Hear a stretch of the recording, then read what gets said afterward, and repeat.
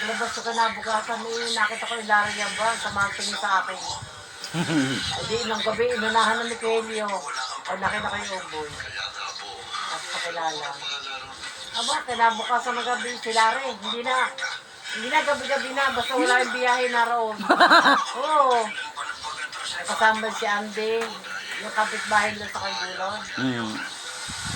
Shalvin na asawa ni Lolit sa Baclaran. Mga yun eh.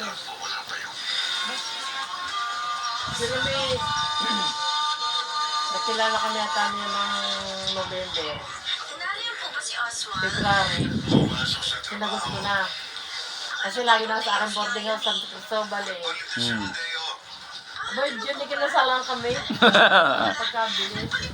Ano ang pag-ibig na, ang pag-ibig parang kamatayan? Oo, talagang ganun pala. Pag dumating sa iyo ano. O walang pipili. Hindi ba, kahit di mo hanapin darating eh. Parang pag-ibig parang kamatayan.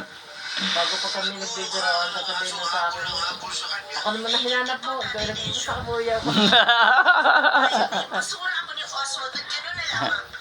Nalaman ako hanggang sa dulo ng aking hininga. Ako nagtrabaho sa Rabina.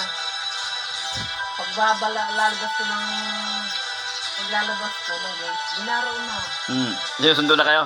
Oo. Pag umaga ko papasok, nakita ko ginaro na sa labas ng aking boarding house. Pag hindi ako tinantanan na mo. Kaya na yan. Para kung hindi maano gawin lahat ng oras yung makikita mo. Pag-ibig na parang kamatayan. Sige lang, Debbie.